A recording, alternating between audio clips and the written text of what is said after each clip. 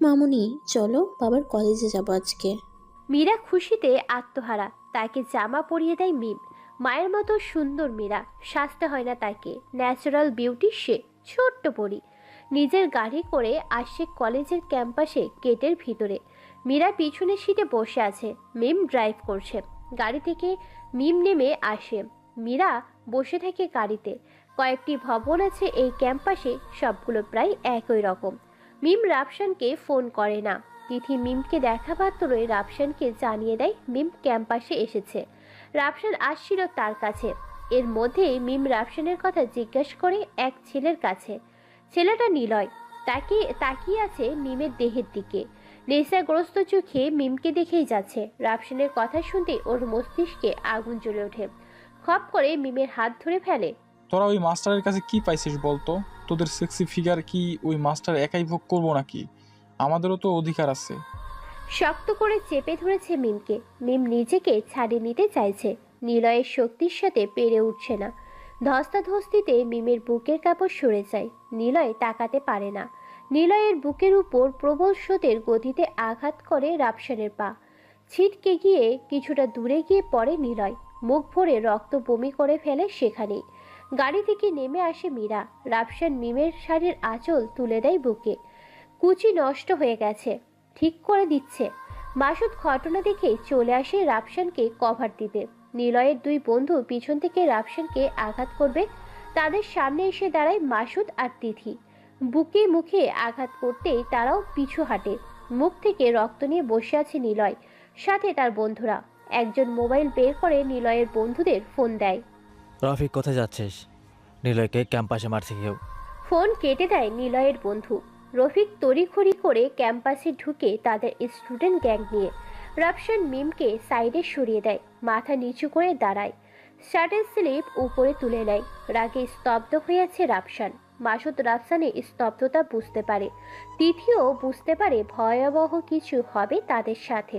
গেটের বাহিরে থেকে রফিক তার গ্যাং নিয়ে ক্যাম্পাসে ঢুকে রাফসানকে ঘিরে ধরে। রাফসানের ক্ষোভ নিলয়ের উপর।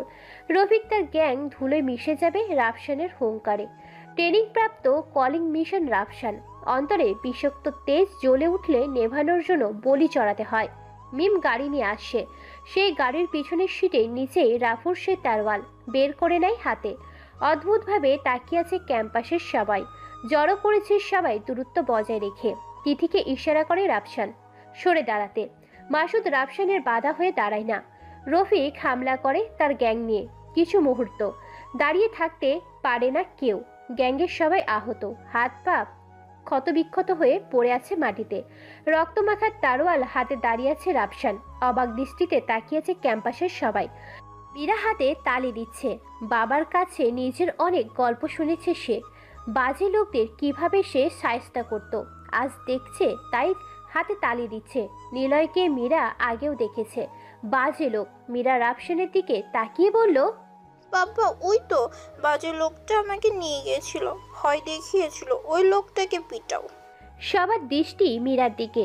ছোট্ট মেয়ে কতটা সাহসী তা দেখে অবাক মিম। বাবার রক্ত যে বইছে তার শরীরে। হঠাৎ পুলিশের আগমন। রাফসানের হাত থেকে তারওয়াল নিয়ে নেয় একজন। হাত করা পরিয়ে দেয় তাকে। আহত সবাইকে হাসপাতালে নিয়ে যাওয়া হচ্ছে তারা। রাফসানকে নিয়ে যাবে এখন। মিমের সামনে এসে দাঁড়ায় রাফসান। ভালোবাসি তোকে, তোর অপমান সহ্য হবে না আমার। তোর জন্য কারো জীবন নিতে দিতে হবে না, জীবন দিব না। কেননা আমি জীবন দিলে তোকে কে ভালোবাসবে রে পাগলি? চিন্তা করিস না, তিতির সাথে যাস, আমি আসছি কিছু সময় পরে। মীরার খেয়াল রাখিস। পুলিশের সঙ্গে যাচ্ছে রাফসান, পিছু নিয়েছে মাসুদ। নীরয় বসে আছে রক্তাক্ত মুখে। রুবি এসে তার পাশে বসে, ফিসফিস করে বলে, যার জন্য তোকে আজ পুরো ক্যাম্পাসের সকলের কাছে মাথা নত করতে হয়েছে, তাকে জীবিত রেখে লাভ কি? চল তাকে এই দুনিয়া থেকে সরিয়ে ফেলি। নীলয় চুপ করে বসে আছে। রুবি আবার বলে, তোর এ অপমানের প্রতিশোধ নিতে হবে। ছেলেটা কে, কি তার পরিচয় জানতে হবে। ধুর নিলয়, তুই কি ভাবছিস রাফসানের ব্যাকগ্রাউন্ড আছে? হ্যাঁ, রাফসান স্যার কোনো সাধারণ মানুষ হতে পারে না। তার ফাইটিং স্কিল দেখেছিস? একজন গ্যাংস্টার। ভাই, তুই কি ভয় পাচ্ছিস? ভয় আর আমি? তাহলে মিমকে সরিয়ে ফেলি। তোর লাভ কি মিমকে মেরে ফেলে? আমার সব কিছু, তোকে কৈফত দিতে পারবো না। তুই শুধু আমার কাজ করবি, বিনিময়ে তোকে আন্ডারওয়ার্ল্ডের সবচেয়ে পাওয়ারফুল গ্যাংয়ের সাথে পরিচয় করিয়ে দিব, সাথে কজও দিব। হা হা হা, তোর সাথে যদি আন্ডারওয়ার্ল্ডের সম্পর্ক থাকে তাহলে তুই আমাকে বলছিস কেন মিমকে মারার কথা? অপমানের ক্ষোভে তুই তাকে ভয়ঙ্কর মৃত্যু দিতে পারবি, আর মিম যতটা কষ্ট পাবে ততটা সুখী আমি হব। মিমের মৃত্যুর সাথে তোর সুখের কানেকশন কি? তুই আমার কাজ করবি নাকি? মিমকে তো আমি আলাদাভাবে দেখে নিব, আগের আফসানের ব্যাকগ্রাউন্ড। তোর যা খুশি কর, কাপুরুষ একটা। রুবি উঠে চলে যায়। নিলয়ের শরীরে আগুন জ্বলছে। রুবির শেষ কথা কাপুরুষ শব্দটা ইগো হাট করে। মনে মনে প্রতিজ্ঞা করে, মিমের শেষ নিঃশ্বাস ত্যাগ করার পরেই রাফসানের কথা ভাববো, ওদের বাঁচতে দেওয়া যাবে না। বাঁ হাতের তালু দিয়ে মুখে রক্ত মুছছে নিলয়। রাফসানকে থানায় নিয়ে আসা হয়। সাব ইন্সপেক্টর আহাসান তাকে একটা কাঠের চেয়ারে বসিয়ে নিজের রুমে চলে আসে। কনস্টেবল রাফসানের নামে এফআইআর লিখছে। সেই মুহূর্তে থানা কাঁপিয়ে হর্ন বাজিয়ে থানাকে ঘেরাও করে 10টি কালো গাড়ি। 3 জন উকিল রাফসানের জামিননামা নিয়ে হাজির। উকিলদের পিছেই মাসুদ। রাফসান মাসুদের দিকে তাকিয়ে আছে, ঠোঁটে তৃষ্ণা পেয়েছে। মাসুদের পকেট থেকে সিগারেট নিয়ে আগুন জ্বালায় রাফসান। সিগারেটের নিকোটিনে বদলে গাঁজার পাতা ভরা ছিল। ধোঁয়া ছড়াতে সমস্ত থানায় গন্ধে ঝাঁঝালো হয়ে ওঠে। সাব ইন্সপেক্টর আহাসান গন্ধের উপস্থিতি টের পেয়ে বেরিয়ে আসে। রাফসান সিগারেটে দম ফেলছে। পিছনে 3 জন উকিল দাঁড়িয়ে আছে। কয়েকজন ক্যাডার বাহিরে বন্দুক হাতে দাঁড়িয়ে আছে। আহাসান সাহেব উকিলদের চিনতেন। এরা ব্ল্যাক ড্রাগনের পার্মানেন্ট উকিল। কি ব্যাপার আপনারা এখানে? উকিলদের উদ্দেশ্যে কথাটা বললেন আহাসান সাহেব। তাদের মধ্যে একজন রাফসানের জামিননামা বের করে আহাসান সাহেবের হাতে দেন। আহাসান সাহেব বললেন, কার জামিননামা এটা? হাতের ইশারা দিয়ে রাফসানকে দেখিয়ে দেয় তারা। আহাসান সাহেব কাগজটা হাতে নিয়ে দেখতে থাকেন। হঠাৎ চোখ দুটো বড় বড় হয়ে যায় তার। রাফু নামটাতে আটকে যায়। কনস্টেবলের হাত থেকে এফআইআর নিয়ে ছিঁড়ে ফেলে নিজেই। সরি স্যার, ভুল হয়ে গেছে। রাফসান উঠে দাঁড়ায়, সিগারেট নিচে ফেলে পা দিয়ে পিষে দেয়। হাত করা খুলে দেয় আহাসান সাহেব নিজেই। রাফসান চুপচাপ বেরিয়ে আসে থানা থেকে। থানা থেকে বের হতেই গাড়ি থেকে একজন ক্যাডার ফোন হাতে, বস, বড় স্যার লাইনে আসে। বড় স্যার রাফসানের বাবা। রাফসান ফোন নেয় তার কাছ থেকে। কেমন আছো বাবা? তুই কেমন আছিস রাফু? অন্ধকার জগৎ ছেড়ে ভালোই আছি। তুই ভালো থাকলেই আমরা ভালো থাকা। এতটুকুই? বৌমা আর নাতনিকে দেখতে ইচ্ছে করছিল খুব। চলে এসো আমার বাসায়। আমি বের হতে পারছি না। কেন, কি হয়েছে তোমার? আমার অন্ধকার সাম্রাজ্যের আলো নিভে যাওয়া শত্রুর সাহস বৃদ্ধি পেয়েছে। আমার ব্ল্যাক ড্রাগনের উপর নজর পড়েছে কালো ছায়ার। বাবা, তুমি তৈরি করছো এক সাম্রাজ্য, সেটা তোমার হুঙ্কারেই চলবে। তবে ভেঙে পড়লে চলবে না। আমার সাম্রাজ্যর নক্ষত্র তোর হুঙ্কার ছিল, সেটা নিভে গেছে। বাবা, রাখছি। ভালো থাকিস, সময় করে একটু আসিস। রাফসান দ্বিতীয় কথা বলেনি। ফোনটা দিয়ে চলে আসছে রাফসান। বাসায় যেতে হবে। মিম রেগে আছে। মাসুদ রাফসানের পাশে এসে দাঁড়ায়। রাফসান মাসুদের কাঁধে হাত রাখে। তুই বাংলাদেশে কি করছিস? তোর মৃত্যুর সংবাদ শুনছিলাম, বিশ্বাস হয়নি, তাই চলে এসেছি। বেঁচে আছি? চলে যেতে পারিস। আমি যতটুকু জানি তোর উপর বিপদ ছায়া ঘুরছে। রাফু এখন অন্ধকার জগতের এক মৃত ব্যক্তির নাম। সবার কাছে মৃত হলো মানুষটা জীবিত। আর তুই জানিস অন্ধকার জগতে মৃত মানুষেরও কত শত্রু। আমি কাউকে সুখী রাখার প্রতিজ্ঞা করেছি। অন্ধকার জগৎ তোকে সুখী রাখবে না রে। তোর বিজনেস কেমন চলে? রাফসান কথার টপিক চেঞ্জ করার জন্য মাসুদের ব্যবসায়ের কথা জিজ্ঞাসা করে। মাসুদ আনমনে অন্যদিকে তাকায়। এদেশে ড্রাগস সাপ্লাইং হচ্ছে এখন ভরা বাজারে। আর গোল্ড, ডায়মন্ড? এটা আজীবন থাকবে। বেশ ভালো, থাক, চললাম আমি। চলে যেতে চাই রাফসান। পিছন থেকে মাসুদ বলে ওঠে, তোর সাম্রাজ্য ড্রাগসের আমদানি হচ্ছে, তুই কিছু করবি না? আমার সাম্রাজ্য ওটা নেই এখন। আমার সাম্রাজ্য মিম, মীরা। চলে যায় রাফসান। মাসুদ দাঁড়িয়ে থাকে। বাসায় ফিরে রাফসান। মিম বসে আছে বিছানার উপরে। মীরার সাথে তিথি খেলছে। রাফসানকে দেখেই মীরা দৌড়ে আসে তার কাছে। মীরার কপালে চুমু খেয়ে বাথরুমে ঢুকে রাফসান। রাফসান ফ্রেশ হয়ে মিমের সামনে আসছে অপরাধী হয়ে। তিথি মীরাকে নিয়ে অন্য রুমে চলে আসে। তিথি পরিস্থিতি বোঝে, এমন জায়গায় মীরাকে না রাখাই ভালো। মিম রাগী চোখে তাকিয়ে আছে। রাফসান নির্বাক হয়ে দেখছে। রাগ কান্না মিশ্রিত মায়াভরা চেহারা। আজ ঠোঁটের নিচে তিলটা ছুঁয়ে দিতে মন চাইছে, কিন্তু কিছু ঘটে যাওয়ার ঘটনা রাফসানকে ছোট করেছে। মিমের সাথে ঘটনায় মিম বুঝতে পারে তাকে কতটা চাই রাফসান। মিম বিছানার উপরে দাঁড়ায়। রাফসান মাথা নিচু করে আছে। হাত দিয়ে রাফসানের মাথাটা তুলে আলতো করে স্পর্শ করে রাফসানের ঠোঁটকে। পৃথিবী শান্ত হয়ে গেছে, চারপাশে সবকিছু নিস্তব্ধ। কোলে তুলে নেয় মিমকে। এ যেন এক সুখের সাগরের সৃষ্টি। মীরা ঘুমিয়ে গেছে।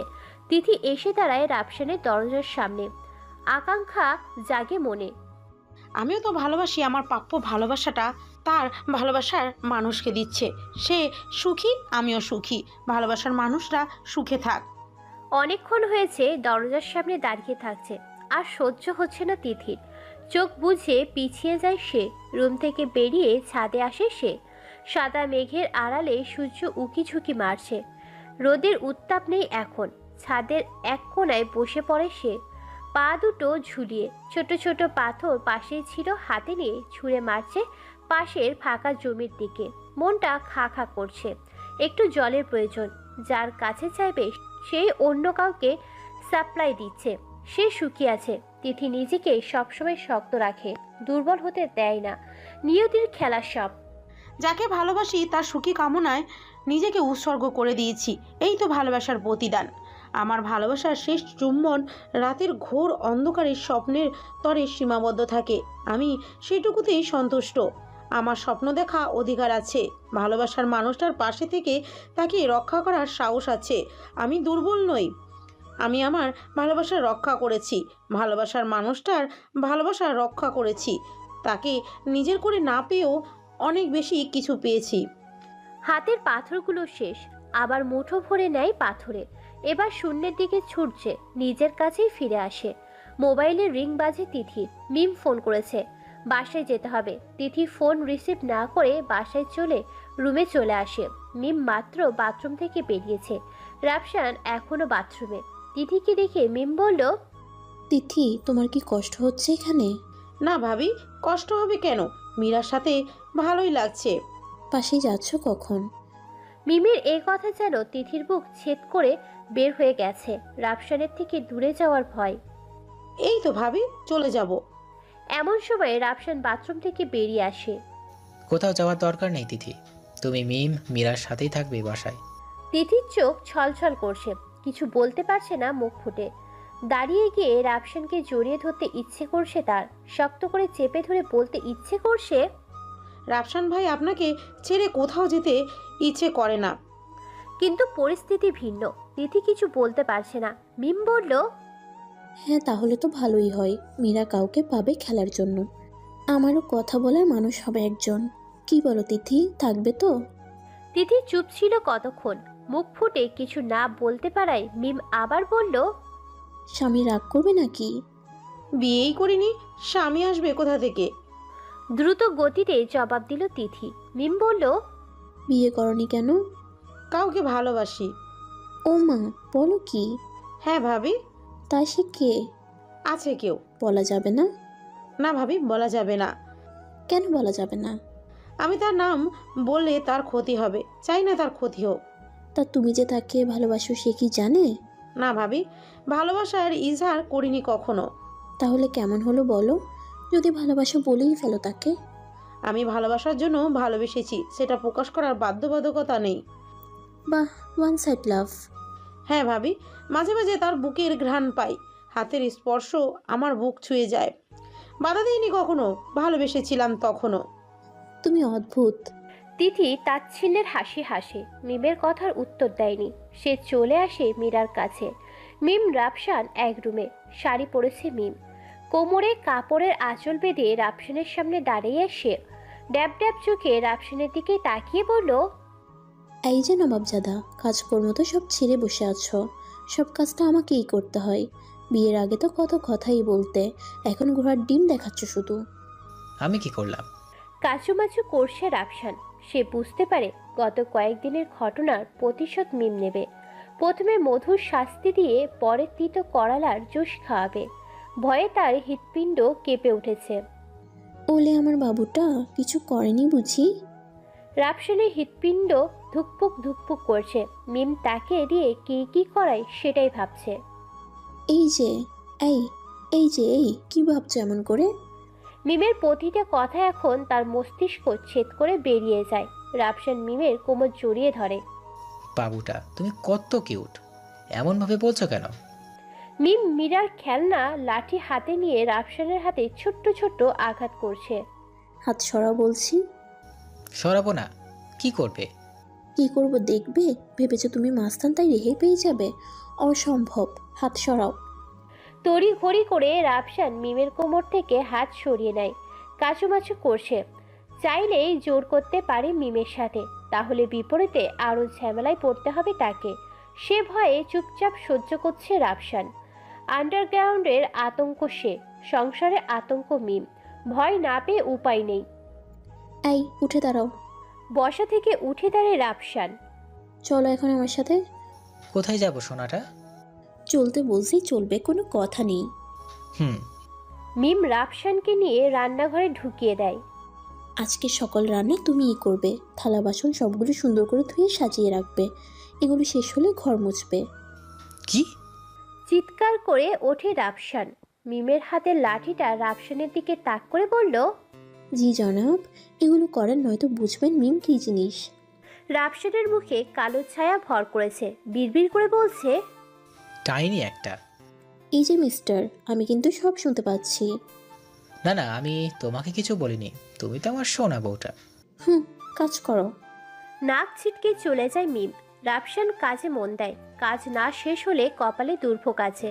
নিজের রুমে আটকে বসে আছে রুবি।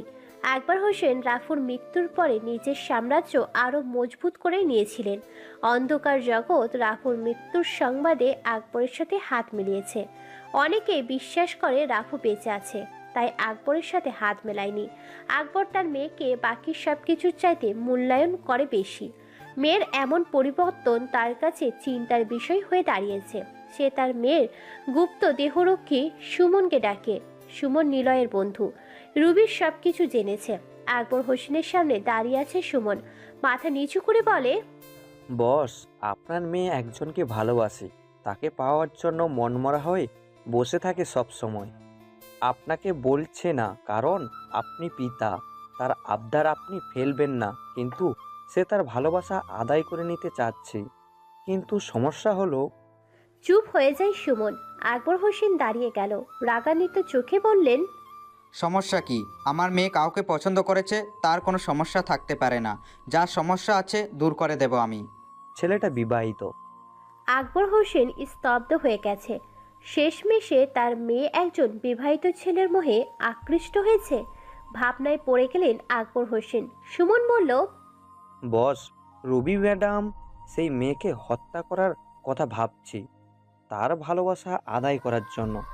চিৎকার দিয়ে ওঠে আকবর হোসেন। পুরো বিল্ডিং কেঁপে ওঠে। পরক্ষণে শান্ত হয়ে ওঠে সে। নীরব কণ্ঠে বলল, তাকে তুলে নিয়ে আয়, ভয় দেখা। সে ছেলেকে যেন ডিভোর্স দে, যত টাকা চাই দিয়ে দে, তবুও যেন সে ছেলেকে ডিভোর্স দে।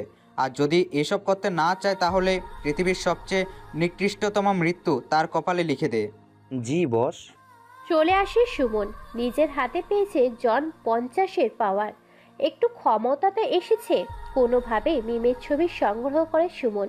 নিলয়কে এই বিষয়ে অবগত করলে সে বলে, মাস্টারের পরিবার নিস্তেজ করব আমি। তার জন্য আমার ক্যাম্পাসের সকল আতঙ্ক ধুলোয় মিশে গেছে। আমি তার পরিবারকেই মুছে দিব। ক্রোধে নিলয়ের বিবেক বুদ্ধি শেষ করে ফেলেছে। সুমন তার মালিকের হুমকির গোলাম। মালিক যা বলেছে তাই করবে। বন্ধুকে শুধু ইনফর্ম করেছে।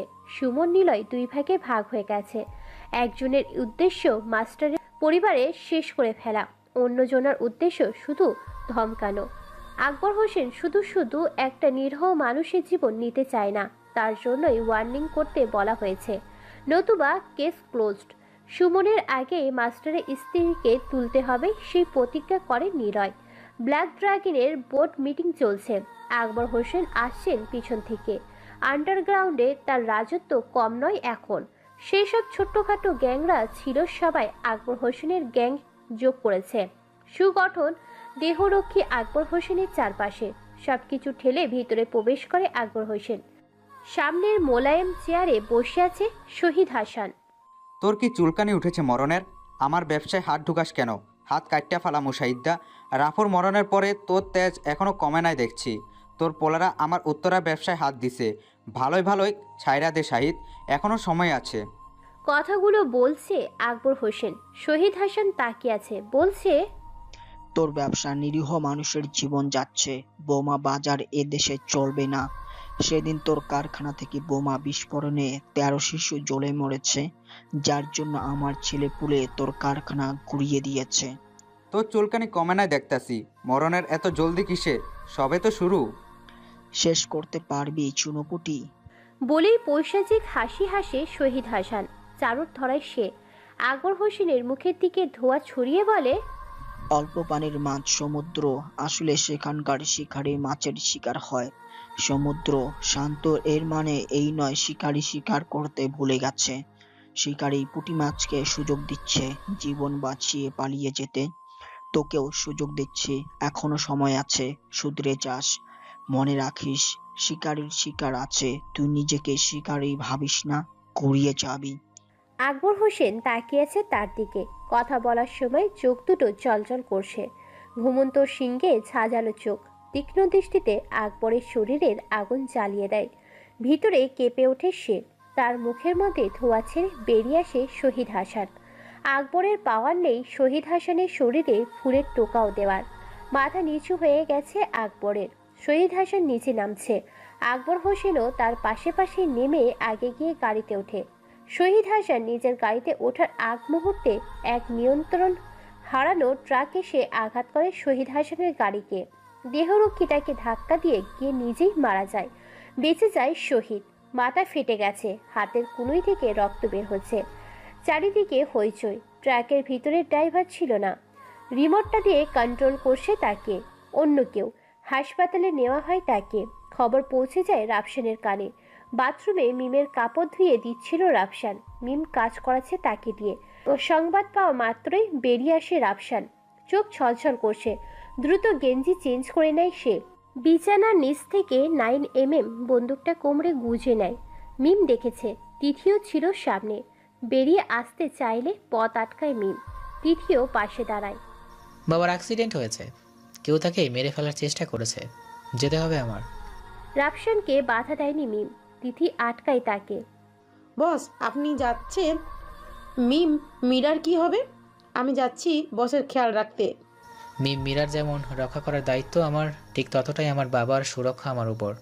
কিন্তু কথা বলতে দেয়নি তিথিকে। রাফসান বলল, তোমার উপর ভরসা এখন। মীরার দায়িত্ব তোমার কাছে রেখে গেলাম কিছু সময়ের জন্য। তিথি কিছু বলল না। রাফসান দরজার বাহিরে বের হয়ে আবার ভিতরে প্রবেশ করে বলল, তিথি, আমি কি ভরসা করতে পারি? রাফসানের মনে কেমন যেন ভয় করতে লাগলো। তিথি জবাবে বলল, আমার সম্পূর্ণ চেষ্টা করব। রাফসান রুমের ভিতরে ঢুকে মীরাকে কোলে নেয়। ফ্রিজ থেকে চকলেট বের করে দেয় মীরাকে। মামনি, স্পেশালি তোমার জন্য এটা, সম্পূর্ণ খাবে। মীরাকে মিমের কোলে দিয়ে বেরিয়ে যায় রাফসান বাবার কাছে হাসপাতালে। সন্ধ্যা তখন। তিথি মীরার সাথে খেলা করছে। মিম তাদের পাশে বসে আছে। তখনই কলিং বেল বেজে ওঠে।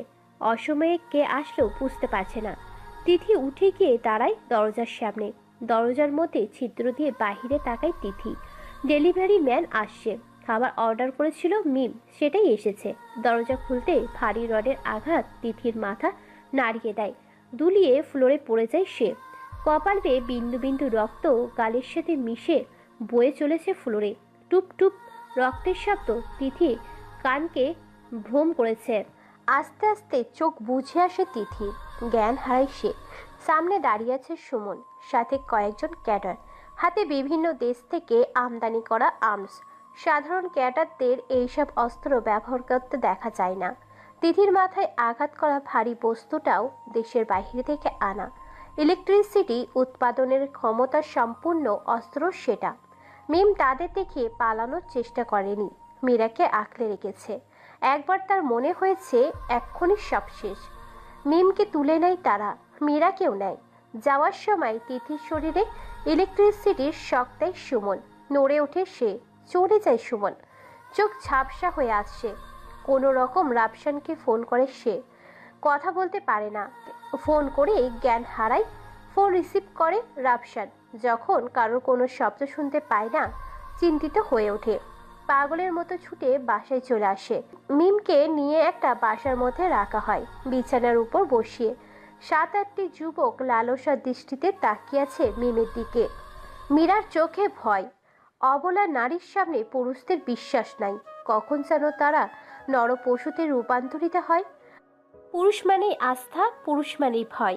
মিম এখন ভয় পাচ্ছে পুরুষদের, নিজের জন্য নয়, ছোট্ট মেয়েটার জন্য। হঠাৎ চোখে পড়ে মীরার জামার কোণে টপ টপ লালচে বাতির দিকে। ছোট্ট ট্রান্সমিটার। চোখ জলজল করে ওঠে মিমের। ভিতর থেকেই ফিস ফিস করে বলে ওঠে, সত্যি রাফু, তুমি থাকতে আমার ভয়ের কিছুই নেই। মিমের মনে সাহস পায়। সুমনের দিকে তাকিয়ে বলল, আপনারা কারা? আমাকে এখানে নিয়ে আসার কারণ কি? সব বুঝতে পারবে, একটু সময় আসুক। আমি কি করেছি? বললাম না একটু অপেক্ষা করো। সুমনের কথা শেষ হতেই দরজা ঠেলে ভিতরে আসে রুবি। মিম তাকিয়েছে রুবির দিকে। ফর্সা চামড়া, আকৃষ্ট করা দেহ, ঠোঁটের কিনারা তিলটা জলজল করছে। পাতলা গেঞ্জিতে দেহের সৌন্দর্যের দিকে তাকিয়ে আছে মিম। রুবির সাথে মিমকে তুলনা করলে রুবির সৌন্দর্য এগিয়ে থাকবে। রুবি মিমের সামনে এসে দাঁড়ায়। মাস্টারকে ডিভোর্স দিতে কত নিবি? সোজা পয়েন্টে এসে কথা বলে রুবি। সরাসরি কথা বলা অভ্যাস তার। মিম বুঝতে পারেনি তার কথা। বুঝিনি, কি বললেন? তোর স্বামীকে ডিভোর্স দিবি? এটা শোনার পর মিম রীতিমতো চমকে ওঠে। কি বলে মেয়ে? আমার স্বামীকে ডিভোর্স দিব কেন? জানতে হবে। নরম কণ্ঠে বলল, আজব তো, আমার স্বামীকে ডিভোর্স দিব কেন? তোর স্বামীকে আমি ভালোবাসি। রুবির কথায় হেসে ফেলে মিম। রুবির শরীরে আগুন জ্বলে ওঠে। রাগে গজগজ করতে থাকে। রুবির সবকিছু ক্ষমতা দিয়ে হাসিল করতে চায়, কিন্তু সবকিছু ক্ষমতার মেলে না। সেটা ভুলে গেছে সে। মিমের চুল মুঠি বদ্ধ করে নেয় সে। চিৎকার করে বলে, তুই রাফসানকে ডিভোর্স দিবি, এটাই ফাইনাল। নয়তো তোর মেয়ে 3 বছর বয়স, যার তার উপর কুকুর লেলিয়ে দিব। জাস্ট ইমেজিং, 4-5টা নরপশু একসাথে। রুবিকে আটকে দেয় মিম। মিম বুঝতে পারে মেয়েটা সাংঘাতিক বেহায়া, নির্লজ্জ, নির্দয় হৃদয়ে ছোট্ট মেয়েটার দিকে নজর পড়েছে তার। মিম বুঝতে পারে ডিভোর্স দিলে তাদের এখান থেকে মুক্তি মিলবে। তবুও একটু ঘুরপাক খাওয়াচ্ছে রুবিকে। সে বলে, আমার স্বামীকে ডিভোর্স দিলে তোর লাভ কি? আমি তাকে আমার করে নিব। কিন্তু সে তো আমাকে ভালোবাসে। ভুল ভাবছিস।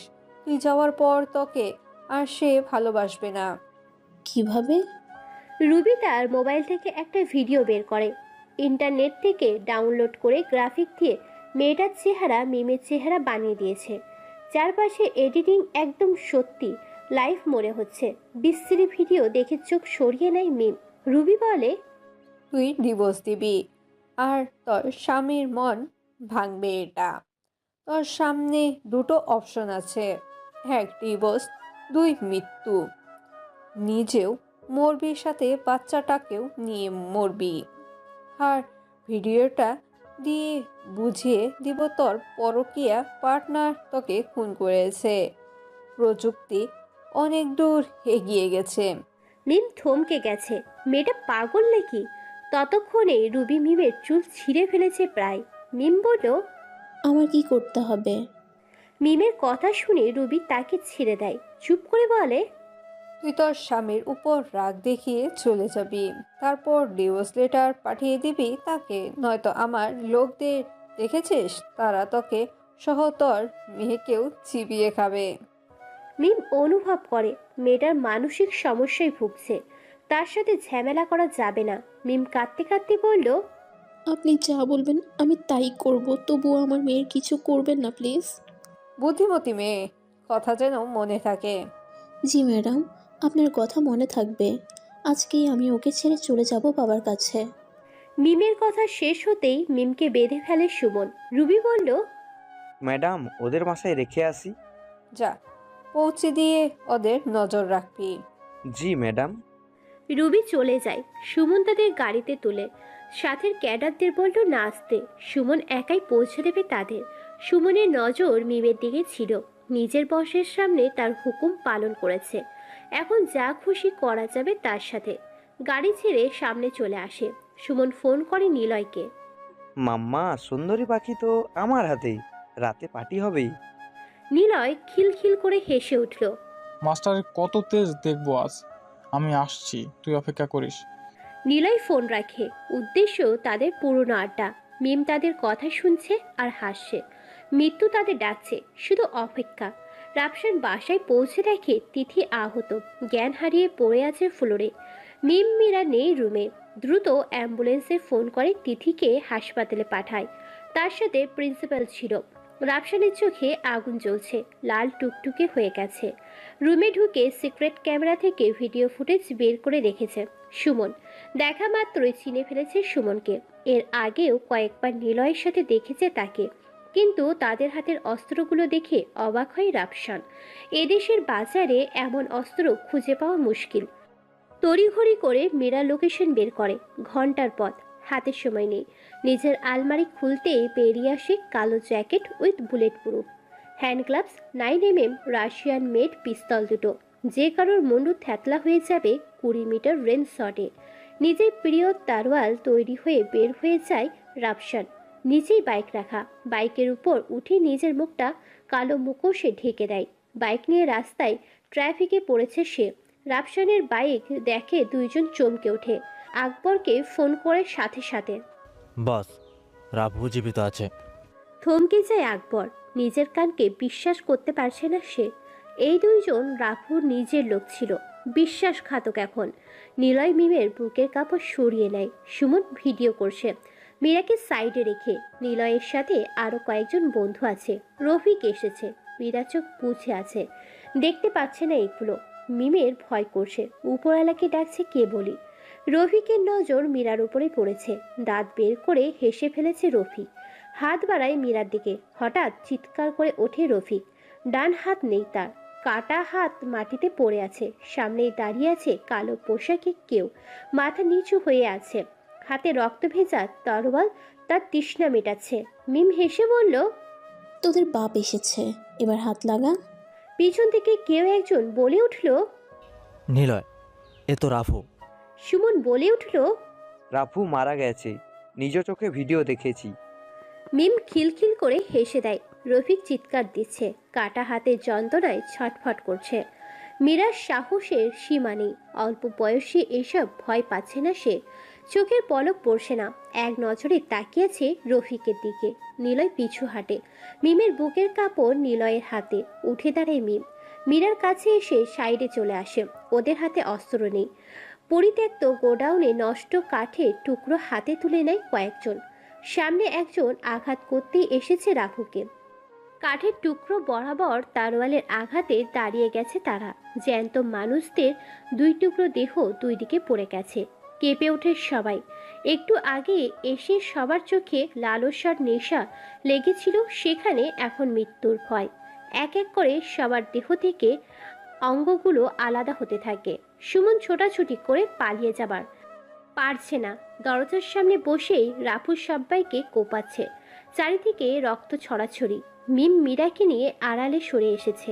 রক্তের বন্যা মীরার চোখকে নষ্ট করে দিবে। সবাই শুয়ে আছে রক্তাক্ত দেহ নিয়ে। কারো দেহে চোখ নেই, হাতের কবজি নেই। খণ্ড খণ্ড মাংসগুলো কুকুরের খাওয়া উপযোগী হয়ে আসছে। সুমন এগুলো দেখে দাঁড়িয়ে থাকতে পারেনি। সে জানে তার মৃত্যু নিশ্চিত, বের হবার জায়গা নেই। তার সহযোগী কেউ নেই। সবাই মৃত্যুর স্বাদ গ্রহণ করেছে। সময় এসেছে তার। দূর থেকে ভয়ানক মৃত্যু থেকে বাঁচার জন্য নিজের জীবন নিজেই নিয়ে নিয়েছে। পরিত্যক্ত কাঠ নিজের কণ্ঠনালী ভেদ করে দিয়েছে সে। করুণ দৃশ্য রাফসানের চোখে সান্ত্বনা দিয়েছে। বহুদিন পর রক্তের গোসল করেছে রাফু। মুখ থেকে মুখোশটা টেনে খুলে ফেলে সে। কতগুলো লাশ, চেনা মুখটা নেই এখানে। নিলয় প্রথমেই পালিয়েছে। গোডাউনের বাহিরে বের হয়ে নিজের সবকিছু খুলে ফেলে রাফু। প্যান্ট গেঞ্জি শরীরে তার, জ্যাকেট রোদে লাশের উপর রেখে দিয়েছে রাফু। পিস্তল আর তারওয়াল গাড়িতে নিয়ে এসেছে সে। কিছুক্ষণের মধ্যে জ্যাকেটের টাইম বোম বিস্ফোরণ হবে। সমস্ত গোডাউন সহ লাশগুলো ধুলোয় মিশে যাবে। মিম রাফসানের দিকে তাকিয়ে একটু মুচকি হাসি দেওয়ার চেষ্টা করে।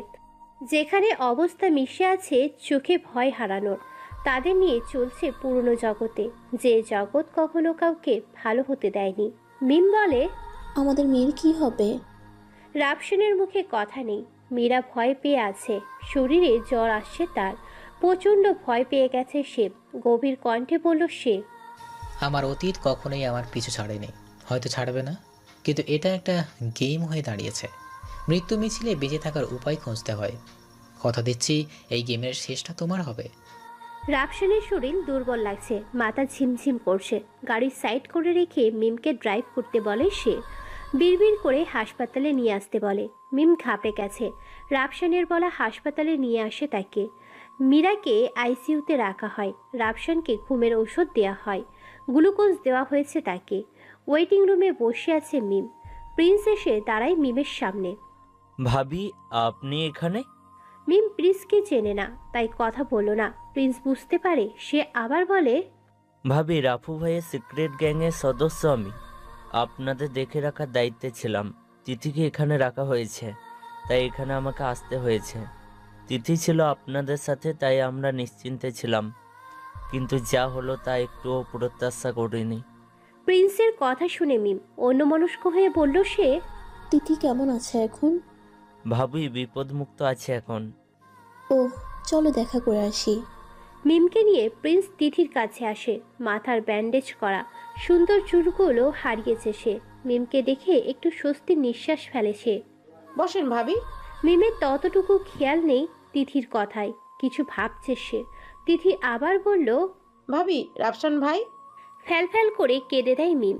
চোখ বেয়ে বিন্দু বিন্দু জল গড়িয়ে পড়ছে। তিথি ভয় পেয়ে ওঠে, ভাবছে তাদের কিছু হয়েছে। ঘামছে সে।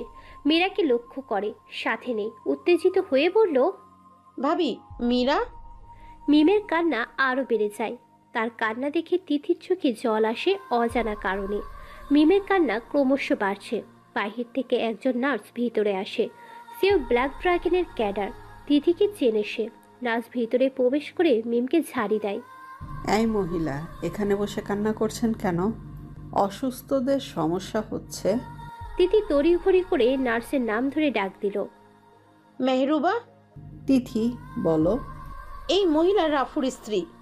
এক মুহূর্তে যেন মেহরুবাকে কেউ ইলেকট্রিসিটি শক দিয়েছে। থমকে যায় সে। মিমের সামনে বসে পড়ে সে। ভাবি, মাফ করবেন আমাকে, চিনতে পারিনি আপনাকে। মিম কথা বলছে না। অনেকক্ষণ বসে রয়েছে চুপটি করে। 2 ঘন্টার পরে রাফসানের ফোন আসে মিমের ফোনে। রিসিভ করে না মিম। হালকা করে বসা থেকে উঠে রাফসানের কেবিনের দিকে চলতে শুরু করে। যাওয়ার আগে তিথিকে বলে, নিজের খেয়াল রেখো। রাফসান, মীরা এই হাসপাতালেই ভর্তি আছে। মীরার কথায় তিথির বুকটা ধুপ করে ওঠে। প্রিন্সের সাহায্য নিয়ে মিমের সাথে রাফসানের কেবিনে আসে। বসে আছে রাফসান, এখন সুস্থ। তিথিকে দেখে স্বস্তি মিলে তার। সবাই বসে আছে। মীরা ঘুমিয়ে আছে। শহীদ হাসান হাসপাতালে এসে তাদের নিয়ে যাচ্ছে বাসায়। অনেক বছর পর রাফু সে বাসায় যাচ্ছে। মীরার সাথে শিশু বিশেষজ্ঞ ডাক্তার নার্স রয়েছে। শহীদ হাসান তার নাতিকে হাসপাতালে রাখবেন না। বাসার সামনে অপেক্ষা করছে রাফুর সৎমা বোন আরিফা। রাফু যখন গতবার এসেছিল এখানে, পাশে দাঁড়িয়েছিল আব্দুল্লাহ, বিশ্বাসঘাতক ভাই। শেষে বাবার হাতেই ছেলের খুন হয়। নিয়তি ছিল এটা। বাসার মধ্যে আব্দুল্লাহর কোনো কিছুই নেই, সম্পূর্ণটা রাফুর। সৎ মায়ের সামনে দাঁড়ায় রাফু। অপরাধী চেহারা নিয়ে বলল, আপনার ছেলের ছবি নেই ঘরে? আমার ছেলে ছিল না। বিশ্বাসঘাতক কখনো আমার ছেলে হতে পারে না। মা, আমি ভুল করেছি। শহীদ হাসানের স্ত্রী চোখে জল টলমল করছে। রাফসান এই প্রথম তাকে মা বলে রেখেছে। চোখ মুছে রাফুর মাথায় হাত বুলিয়ে বলে, কে বললো আমার ছেলে নেই? আমার ছেলে তো আমার সামনেই আছে। দাঁড়াও, তোমাকে খাবার দিচ্ছি। হাসি মুখে চলে যায় সে। কষ্ট পাচ্ছে নীরবে। তবুও এই সুখ সহ্য করার মতো নয়। মিম তার মায়ের অভাব ভুলে গেছে এখানে এসে। মীরা পেয়েছে সুখের স্বর্গ। সময়গুলো ভালো কাটছে তাদের। তিথি এসে উঠেছে এখানে। রুবির মাথা পাগল হয়ে আসছে প্রায়। মিমের খোঁজ নেই। রাফসানকে আর পাচ্ছে না সে। খুঁজে যাচ্ছে তাদের। দুপুর পেরিয়ে বিকেল নামছে আকাশে। রুবির কাছে ফোন আসে। রাফসানকে দেখা গেছে শপিং মলে, সাথে একজন মেয়ে আর বাচ্চা। রুবির চোখ ছলছল করছে। শপিং মলের নাম জেনে নাই সে। মিম আর কি নিবে? মাত্রই তো আসলাম, দেখি তারপর যেটা ভালো লাগবে সেটাই নিব। 2 ঘন্টা হয়ে গেছে আসছি আমরা, এখনো তোমার দেখা শেষ হয়নি? পছন্দ হয়নি কিছু? কি বলো? মনে তো হলো 10 মিনিট হয়েছে আসছি। অর্ধেক মার্কেট এখনো দেখা হয়নি। চুড়ি দেখবো, শাড়ি দেখবো, নতুন কি কালেকশন আসছে সেগুলো দেখবো। আল্লাহ, তুমি আমারে রক্ষা করো। তুমিও বিরক্ত হচ্ছ রাফসান? যাও, করবো না শপিং। অভিমানী মুখটা ঘুরিয়ে নেয় অন্যদিকে। রাফসান মিমের মুখটা তার দিকে নিয়ে বলে, তুমি যত খুশি শপিং করো ঘুরে ঘুরে, আমার কোনো আপত্তি নেই বাবু। মীরা রাফসানকে তার ছোট্ট আঙুল দিয়ে টুকটুক করে গোতা দিচ্ছে। রাফসান মীরার দিকে তাকাতেই মীরা বলল, বাবা তুমি আম্মুকে বাবু বলছো কেন? বাবু তো আমি, আম্মু তো আম্মু। তুমি আমার গুলোমুলুটা। আইসক্রিম খাবো আমি। আচ্ছা মামুনি, আমি তোমার আর তোমার আম্মুর জন্য আইসক্রিম নিয়ে আসছি। আমিও যাব, একসাথে বসে আইসক্রিম খাবো। চলো মামুনি। তাদের নিয়ে আইসক্রিম খেতে ঢুকে রাফসান। মীরা তার পছন্দের আইসক্রিম খাওয়া শেষ করেই বলল, মাম্মা বাথরুমে যাব। মিম তাকিয়েছে মীরার দিকে রাগী নজরে। রাফসান বলছে, মীরাকে কিছু বলবা না। তোমার মেয়ে তুমি নিয়ে যাও।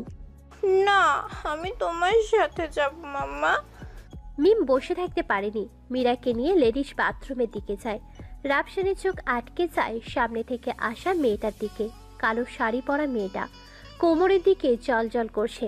নাভির নিচে থেকে শাড়ির কুচি এত সুন্দর করে দিয়েছে চোখ ফেরানো মুশকিল। কালো শাড়ি, ম্যাচিং করে ব্লাউজ, চুড়ি। ঠোঁটের নিচে তিলটাই আটকে যায় রাফসান। ভারী দেহ, হাত কাটা ব্লাউজ। মোহের মধ্যে নেশা লেগে গেছে রাফসানে। পুরুষ সৌন্দর্যের পূজারী। সৌন্দর্যে তাদের চোখ আটকাবে, নেশায় ডুব দেওয়ার বারণ। রাফসান সৌন্দর্যে আটকে গেছে। মেয়েটার সামনে এসে দাঁড়ায়। পর মুহূর্তে বুঝতে পারে এটা রুবি। চোখ নামিয়ে বলে, সুন্দর লাগছে আজ তোমাকে। Thank you sir. দাঁড়িয়ে আছো কেন? বসো। জি স্যার, বলছি। ভালো সময় এসেছো, আমার মিসেসের সাথে দেখা করে যাবে। রুবি দেখছে মিম মেয়েরা পেছন থেকে আসে। রুবি চালাকি করে। স্যার উঠি, আজকে কাজ আছে। দাঁড়িয়ে যায় রুবি। রাফসানও দাঁড়িয়ে যায়। রুবির সাথে সাথে তার নরম ঠোঁট রাফসানের ঠোঁটে মিশিয়ে দেয়। থমকে যায় সময়। রুবির লোক মিম মীরার মুখ চেপে ধরে বাহিরে টেনে নিয়ে যায়। রাফুর চোখ বড় বড় হয়ে যায়। রুবির পিছনের আয়নাটা বারবার বাহিরের সম্পূর্ণ দৃশ্য স্পষ্ট দেখাচ্ছে। নিজের আলিঙ্গন থেকে মুক্ত করে তার ঠোঁট। কোমর থেকে পিস্তলটা বের করে তাক করে রুবির ক্যাডারের দিকে। রাফসানের দিকে তাকিয়ে আছে রুবি। মনের মধ্যে একটা প্রশ্ন উকিঝুঁকি মারছে। কে ইনি? সাধারণ মানুষ নাকি অদ্ভুত ভয়ানক কেউ? রাফসানের পিস্তল থেকে বুলেট ছুঁতেই মুখ থুবড়ে পড়ে মিমের মুখ চেপে ধরা ক্যাডার। রুবি অবাক। নিখুঁত নিশানা। আস্তে করে রুবি সরে দাঁড়ায় সেখান থেকে। তিথি তার গ্যাং নিয়ে ঘিরে ধরে রুবির পাঠানো ক্যাডারদের। রাফসান বাহিরে হয় শপিং মল থেকে। এক হাতে পিস্তল, অন্য হাতে মিমের ব্যাগ। রোম্যান্টিক মস্তান। মীরাকে নিজের কাছে টেনে নেয় মিম। ঘামছে মীরা। মিম কথা বলছে না। মুখ থুবড়ে পড়ে থাকা লাশটা সরিয়ে ফেলে প্রিন্স। তিথি রুবির ক্যাডারদের আটক করে গাড়িতে তুলে নেয়। জনসম্মুখে তাদের শাস্তি দেওয়া যাবে না। মৃত্যুর চিৎকারে সাধারণ মানুষ হৃৎপিণ্ড নষ্ট হয়ে যাবে। রক্তের ঘ্রাণে মাতাল হয়ে উঠবে তারা। খুনের নেশায় ডুব দিবে তারা, যেটা কখনোই রাফু চাইছে না। তিথি চলে যাওয়ার পরে রাফসান মিমের হাত ধরে। নিজের হাত ছাড়িয়ে নেয় মিম। মীরার হাত ধরে মিম বলল, মেয়েটা কে? কোন মেয়েটা? যার সঙ্গে লেপটে ছিলি সে মেয়েটা। বুঝলাম না তোমার কথা মিম। মিমের শরীরে রাগ গজগজ করছে। তুই এখন বুঝবি কেন? আমি তো পুরনো হয়ে গেছি, আমাকে এখন আর ভালো লাগবে না। তোর তো নতুন নতুন চাই, আমারটা পুরান হয়ে গেছে। মিমের কথা শেষ হতেই রাফসান মিমের গালে থাপ্পড় লাগিয়ে দেয়। লাল হয়ে গেছে গাল। রাফসান বলল, মেয়ের সামনে এগুলো কি বলছিস? তুই কীরকম জানতে হবে না? সেদিন তোর প্রেমিকা আমাদের তুলে নিল তোকে পাওয়ার জন্য। একটুর জন্য আমি আমার মেয়েকে হারাইনি, আজকে আবার অন্য একটা মেয়ে। কত মেয়ে লাগে তোর ভাই? ভালো থাকিস, রোজ নতুন মেয়ে নিয়ে সুখে থাকিস। আমি আমার মেয়ের জীবন নষ্ট করতে পারি না। তুই মাস্তান ছিলি, আছিস, থাকবি। মাস্তান কখনো ভালো বাবা হতে পারে না। মিম চলে যায় রাফসানের সামনে থেকে। মীরাকে নিয়ে অনেক দূর চলে যাবে। কালো ছায়া লাগতে দিবে না তার শরীরে। শহীদ হাসানের বাড়ি আসে প্রথমে। সেখানে নিজের পাসপোর্ট ছিল, তা নিতেই এসেছে মিম। রাফসান বুঝতে পারছে না কি করা উচিত তার। মাথার চুল ছিঁড়তে মন চাইছে তার। সিএনজি নিয়ে তিথির কাছে চলে আসে রাফসান। আটককৃত ক্যাডারদের মুখ থেকে তিথি জানতে পারে তারা আকবর হোসেনের গ্যাংয়ের ক্যাডার। রাফু তিথির কাছে আসতেই ইনফরমেশন দেয় তাদের। আটককৃত 4 জন ক্যাডারকেই 4 টুকরো করে কেটে ফেলে রাফু। রাগ কন্ট্রোল হচ্ছে না তার। নিজের গ্যাংয়ের ক্যাডারদের তৈরি হতে বলে রাফু। আকবরের সামনাসামনি হতে হবে। তিথি, প্রিন্স, শিমুলকে নিয়ে তাদের গ্যাংয়ের বেস্ট শার্প শুটার টিমকে তৈরি করে। 10 জনের একটি টিম। সবাই ব্ল্যাক ড্রাগনের কোড হাউস করে, নিজস্ব পোশাক পরে, কালো জ্যাকেট, হেলমেট সব ম্যাচিং করা। রাফসান তার নৃশংসিত প্রকৃত কালো জ্যাকেট তাওয়ালে নিয়ে বের হয়। সাথে 10 ক্যাডার, 2টো মিশন গান যোগ করা গাড়ি চলছে সামনে। দিনের আলোয় রাফুর গ্যাং দেখে থমকে গেছে শহর। প্রশাসনের কর্মকর্তা ফোন করেন শহীদ হাসানের কাছে। আপনি যে দিনের আলোয় এমন চলাফেরা করছেন, আমরা কিন্তু অ্যাকশন নিতে বাধ্য হব। তার কথা শহীদ হাসান বুঝতে পারেনি। সে বলল, কি বলছেন আপনি? আমার কোন কাজটা আপনার প্রশাসনের বিরুদ্ধে গেছে? রাস্তা ব্লক করে আপনার গ্যাংয়ের ক্যাডারদের উপস্থিতি দেখা যাচ্ছে। স্যার, আমি তো এই কাজ সম্পর্কে কিছু জানি না। দেখুন শহীদ সাহেব, আপনাকে ওয়ার্নিং করছি, যত তাড়াতাড়ি সম্ভব তাদের রাস্তা থেকে সরিয়ে ফেলুন। শহীদ হাসানের পিছন থেকে নিজাম বলল, বস, রাফু আকবরের সামনাসামনি হতে যাচ্ছে। ফোনের ওপাশ থেকে কথাটা শুনে কেঁপে ওঠে সে। টেবিলের উপর গ্লাস ভর্তি পানি ঢকঢক করে খেয়ে নেয় সে। সম্পূর্ণ শহরে প্রশাসন তার হাতের মুঠোয়, তবু সে রাফু নামটার প্রতি দুর্বল। তার ডান হাতের ক্ষত স্থান এখনো পূর্ণ হয়নি। সে বলে উঠল, শহীদ সাহেব, একটু দেখুন গন্ডগোল যেন না বাঁধে। রাফুকে বলবেন না যে আমি ফোন করেছিলাম। সে শেষবার বলেছিল আমি যেন আপনাকে না বিরক্ত করি। আচ্ছা, আমি দেখছি। ফোন রেখে দেয় শহীদ হাসান। গন্ডগোল হবে তা কনফার্ম। মিম সোফায় বসে কথাগুলো শুনছে। বাসায় এসেছিল তার সবকিছু নিয়ে চলে যাওয়ার জন্য, কিন্তু রাফুর মা যেতে দেয়নি মিমকে। তার একটাই কথা, রাফু না আসা পর্যন্ত এই ঘর থেকে একটা পিঁপড়াও বাহিরে বের হতে পারবে না। মিমের মন কঠিন করেছে, কিছু বলেনি এসব শুনে। মিম বুঝেছে তার হঠাৎ এত ভায়োলেন্স হওয়ার কারণ। বারবার তাদের উপর অ্যাটাক। মিমের রাগ করার সব মিলিয়ে রাফুর মস্তিষ্কে স্নায়ুকোষ যুদ্ধ করা শুরু করে দিয়েছে। আকবর হোসেন তার বিজনেস পার্টনারদের সাথে মিটিং করছিল অফিস রুমে। রাফসান এসে তার অফিসে হামলা করে। মেশিন গান গিয়ে গেটের গার্ডদের মুহূর্তেই কাবু করে সে। বুলেট প্রুফ জ্যাকেটধারী স্কোয়াডার রাফুর সামনে, রাফুর মাঝে। সামনে যা আসছে গুড়িয়ে দিয়ে যাচ্ছে তারা। পাশের বিল্ডিংগুলোতে স্নাইপার হাতে নিশানা ঠিক করে রাখছে রাফুর ক্যাডাররা। পুরো বিল্ডিং এখন রাফুর হাতে। মিটিং রুমের দরজার আওয়াজ শুরু হয়। আকবর হোসেনের হাত দুর্বল হয়ে পড়েছে। হঠাৎ গোলাগুলির শব্দে দুর্বল করে দেয় তাকে। দরজা ভেঙে ভিতরে ঢুকে রাফু। সবাই দাঁড়িয়ে আছে। রাফু এসে দাঁড়ায় তাদের সামনে। আকবরকে? আকবর রাফসানকে দেখেছে, তাই চিনতে অসুবিধা হয়নি। একসময় তার তাণ্ডবের কথা লোকমুখে শুনেছে। আর সামনে রাফসান নিজে দাঁড়িয়ে আছে। চোখ তুলে কথা বলার সাহস হারিয়ে ফেলেছে সে। একসময় এই আকবর শহীদ হাসানের সাথে রাফসানের মৃত্যুর কথা বলে, হুমকি দেয় তাকে। রাফসান কর্কশ গলায় বলল, আকবরকে সামনে এসে দাঁড়া। আকবরের 2 জন ক্যাডার পিস্তল বের করতেই পেছন থেকে গ্লাস ভাঙার শব্দ হয়। লুটিয়ে পড়ে তারা, মাথা থেতলে গেছে। আকবর তাকায় গ্লাসের বাহিরে।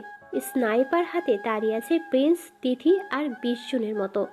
3-4 জন পেট হালকা করে ফেলেছে সেখানে। আকবর রাফুর সামনে আসে। তুই আকবর?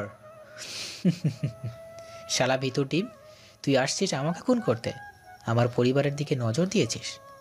আমাকে খুন করতে চাচ্ছিস তুই? ভালো, কিন্তু আমার পরিবারের দিকে নজর দিয়ে ভুল করেছিস আকবর। আমি তোর পরিবারের উপর হামলা করাইনি। আকবরের কথা শেষ করতেই তার থুতনি চেপে ধরে রাফসান। আমার উপর হামলা করিয়েছে কে? আমার স্ত্রী সন্তানকে তুলে এনেছে কে? সুমন, তোর লোক ছিল, তোর ঠিকানায় পাঠিয়ে দিয়েছি। আমাকে খুন করতে চাচ্ছিস কেন? ক্ষমতা হাসিল করার জন্য। এই তোর ক্ষমতা? হো হো করে হেসে দেয় রাফসান। দু হাত মেলে পিছু সরে দাঁড়ায় রাফসান, বলে, এটা আমার রাজত্ব, এইখানে আমার দিকে চোখ তুলে তাকানোর সাহস নেই কারো। তোর ক্ষমতা চাই, দেখ এটাই আমার ক্ষমতা, আমার রাজত্বে আমার নিয়ম চলবে। তোর সাহস কিভাবে হয় আমার কলিজায় আঘাত করা? সামনে এগিয়ে আসে রাফু, পিস্তলের নলটা আকবরের মুখে ঢুকিয়ে বলে, একটা বুলেট, তোর ক্ষমতা শেষ। ভয় তৈরি কর, ক্ষমতা আপনা আপনি চলে আসবে। আর এই রাজত্বে ভয়ের নাম রাফু। তোকে মারছি না, তোকে শাস্তি দিব, চোখ তুলে তাকানোর শাস্তি। আকবর হোসেন বাঁশের তৈরি টুপিকে ইউজ করে। টেবিলের উপর পরিত্যক্ত টুপি পড়ে আছে, সেটা হাতে নেয় রাফু। পিছন থেকে চারজন এসে আকবরের হাত পা শক্ত করে চেপে ধরে। বাম চোখের ভিতরে ছোট্ট টুপিকে ঢুকিয়ে দিয়ে হালকা ঘুরিয়ে উপড়ে ফেলে চোখ।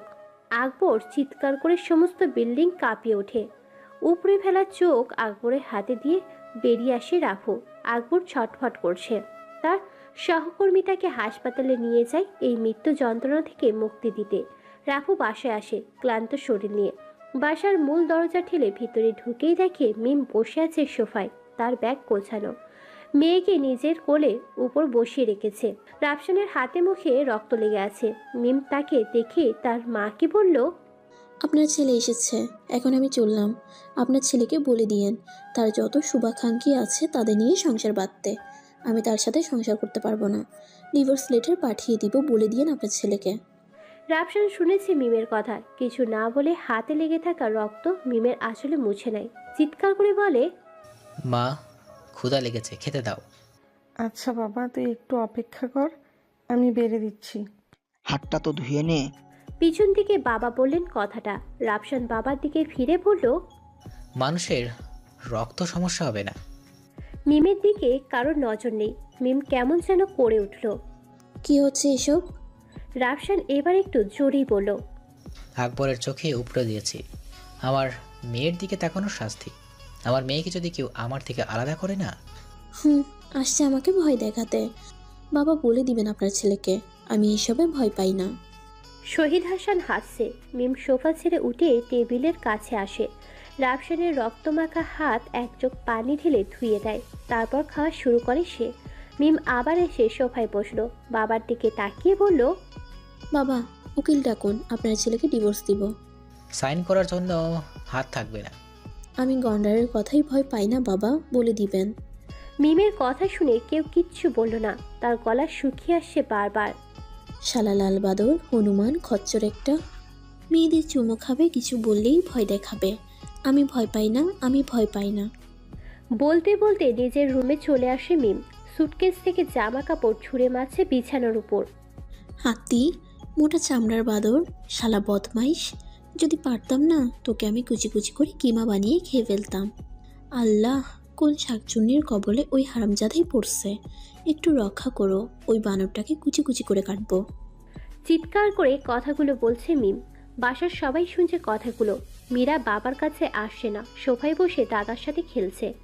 মীরা বাবা পাগল, বাবার কাছ থেকে দূরে যাবে না। মিম প্রচণ্ড রেগে আছে। রুবি কিস দেওয়ার পিছনে কি মিমকে দেখানোর কোনো মতলব ছিল নাকি? কথাটা হঠাৎ মাথায় আসে রাফসানের। কিন্তু মিম আরও একটা কথা বলেছিল, সেদিন কিডন্যাপ করেছিল তাকে এক মেয়ে, তার ভালোবাসা আদায়ের জন্য। কিন্তু সে মেয়েটা কে? রাফসানকে ভাবায় কথাটা। কি করবে এখন? যদি আকবর করে থাকে, সে আর মীরার দিকে স্বপ্নেও তাকাবে না। নিলয়কে খুঁজে পায়নি, পাওয়া গেলে অবশ্যই কিছু জানা যেত। রাফসান চিন্তিত মিমকে নিয়ে। তার রাগ ভাগানো সহজ নয়। শত চেষ্টার পরেও যখন হাত ছুঁতে পারে না, রাফসান তখন কেঁদে দেয় বাচ্চা ছেলেদের মতো। তবুও তার অভিমান কমে না। রাফসানের খাওয়া শেষ হলে মিমের সামনে যাওয়ার সাহস করে। মিম রুমে বসে আছে। রাফসান রুমের ভিতরে আসতেই মিম চিৎকার করে বলল, এদিকে আয় লাল বাদর, তোকে আমি কুচি কুচি করে কাটবো। মিমের পাশে রাফসানের প্রিয় তারওয়াল। রাফসান দাঁড়িয়ে গেছে। মিম আবার বলতে লাগলো, ভয় পাচ্ছিস কেন? কাছে আসবি না? হ্যাঁ, আমি কাছে চাই আর তুমি আমাকে কিমা বানাও। আমার কাছে আসবি কেন? তোর তো প্রেয়সীর অভাব নাই। তুমি ভুল বুঝছো মিম, ওটা আমার কলেজের স্টুডেন্ট ছিল। রাফসানের মুখে স্টুডেন্টের কথা শুনতেই মিমের চোখ কপালে ওঠে। নিজের বুকে নিজের থাপ্পড় দিতে দিতে বলে, আল্লাহ, ও আল্লাহ গো, আমারে নিয়ে যাও। এ হারামি আর আমার নাই আল্লাহ, নয়তো এইসব শাকচুনিদের উঠাই নেও। রাফসান ফ্যাল ফ্যাল করে তাকিয়ে আছে মিমের দিকে। মেয়েটা পাগল হয়ে গেছে। বোঝানোর চেষ্টা করে তাকে। দেখো মিম, তুমি যা দেখছো সব সাজানো ছিল হয়তো তোমার আমার সম্পর্ক বিচ্ছেদের জন্য। মেয়েটা আমাকে অনেকবার প্রপোজাল দিয়েছে, না করে দিয়েছি। হঠাৎ এমন করবে বুঝতে পারিনি আমি। তখন কিসটা আমি করিনি, সে করেছিল। মাঝে মাঝে চোখ যা দেখে তাও ভুল হতে পারে। বিশ্বাস করো মিম, তোমার ঠোঁট ছাড়া আমি অন্য কোনো মেয়ের ঠোঁট স্পর্শ করিনি। রাফসানের কথাগুলো শুনে মিম মনের ভ্রান্তি একটু হলেও লাঘব হয়। তুমি আমার সামনে থেকে যাও এখন, নয়তো খারাপ কিছু হয়ে যাবে। কিন্তু তোমাকে যেতে বলেছি রাফসান, চোখের সামনে যেন না দেখি তোমাকে। আচ্ছা বাবা, যাচ্ছি, তুমি কিছু খেয়ে নিবে। রাফসান বেরিয়ে আসে তার রুম থেকে। মিম যেহেতু রাফসানকে তুমি করে বলেছে, তাহলে হয়তো তার ভুল একটু হলেও ভাঙছে। এখন অভিমান ভাঙানোর যুদ্ধে নামতে হবে তার। হাসপাতালে জীবন মৃত্যুর মাঝে আটকে আছে আকবর।